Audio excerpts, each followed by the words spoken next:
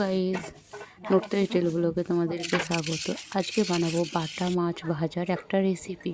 তার জন্য প্রথমে মাছগুলো ভালো করে কেটে নিয়েছি, ভালো করে ধুয়ে নিয়েছি। এরপরে একটা একটা করে মাছ নিয়ে মাছের গাটা চিড়ে দেবো, যাতে মশলাটা ভালো করে মাছের মধ্যে ঢোকে। এরপরে আদা রসুনের পেস্ট, হলুদ গুঁড়ো, লঙ্কা গুঁড়ো, স্বাদ মতো লবণ নিয়ে ভালো করে হাতের সাহায্যে মাখিয়ে নেব। মাখানো হয়ে গেছে, এরপরে মাছগুলো দিয়ে মশলার সঙ্গে ভালো করে মাখিয়ে নেব একটা একটা করে। ঠিক এইভাবে সবগুলো মাছ মাখিয়ে নেব। মাছগুলো সব মাখানো হয়ে গেছে, একটু রেস্টের জন্য রেখে দেব। এর মাঝে আমি একটা কড়াই নিয়ে নিয়েছি, কড়াইয়ের মধ্যে পরিমাণ মতো সরিষার তেল দিয়ে দিচ্ছি।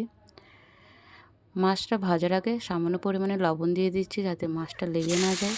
এরপরে তেলটা গরম হয়ে গেছে, একে একে মাছগুলো দিয়ে দিচ্ছি। একদিক ভালো করে ভেজে নেব। তোমাদেরকে একবার নেড়ে দেখাবো মাছগুলো লেগে যায়নি। দেখতেই পাচ্ছ বন্ধুরা, কত সুন্দর মাছগুলো উল্টানো হচ্ছে, একটুও লাগেনি। তোমরা এইভাবে মাছ ভেজে দেখবে। মাছ ভাজার আগে একটু লবণ দিয়ে উলট পালট করে ভালো করে ভেজে নেবো মাছগুলো। মাছ ভাজার কালারটা কত সুন্দর এসেছে।